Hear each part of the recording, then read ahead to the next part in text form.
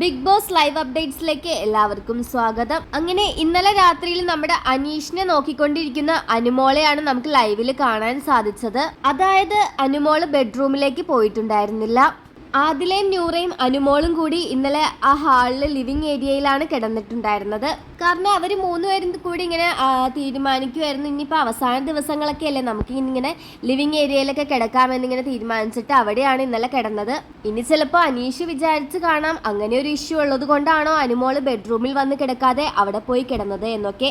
May be Aneesh അങ്ങനെ ചിന്തിച്ചിട്ടുണ്ടാകാം. കാരണം അനീഷ് പൊതിച്ച് കിടന്നാലും അങ്ങനെ ഉറങ്ങുന്ന ഒരു വ്യക്തിയല്ല.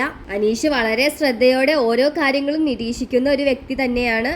അപ്പൊ എന്തായാലും അനീഷിനെ ഗ്ലാസ്സിക്കോടെ നോക്കുന്ന അനുമോളെയാണ് നമ്മുടെ ലൈവിൽ എടുത്ത് കാണിച്ചത്. അതിനുശേഷം നോക്കുവാണെങ്കിൽ ആ 3 പേരും കൂടി അവിടെ വന്ന് കിടക്കുന്നുണ്ട്.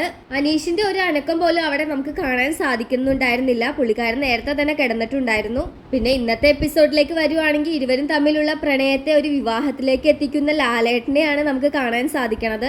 എപ്പോഴാണ് എനിക്ക് ഗുരുവായൂർ വന്നിട്ട് ഒരു വിവാഹം കൂടാൻ പറ്റുന്നത് എന്നൊക്കെ ഇങ്ങനെ അനുമോളോട് ലാലേട്ടൻ ഇങ്ങനെ ചിരിച്ചുകൊണ്ട് ചോദിക്കുന്നുണ്ട്. എന്നിട്ട് അപ്പൊ തന്നെ അനീഷും പറയുന്നുണ്ട്, ലാലേട്ട എനിക്ക് അങ്ങനെ ഒരു ഫീല് വന്നു, അതുകൊണ്ടാണ് ഞാൻ ഒന്നും മറച്ചു വയ്ക്കാണ്ട് എല്ലാം ഉള്ളതുപോലെ തന്നെ തുറന്നു പറഞ്ഞത് എന്നൊക്കെ. പിന്നീട് രാത്രിയിലാണെങ്കിൽ നൂറ വന്നിട്ട് ബെഡ്റൂമിൽ വന്ന് കിടക്കുന്നുണ്ട്. പക്ഷെ ആ സമയത്തും അനു വന്നിട്ട് ബെഡ്റൂമിലോ അനീഷിന്റെ അവിടെ വന്നോ കിടക്കുന്നില്ല എന്നത് നമ്മൾ ലൈവിൽ കണ്ടു. അപ്പൊ ഇനി എന്താകുമെന്ന് നമുക്ക് കാത്തിരുന്ന് തന്നെ കാണാം.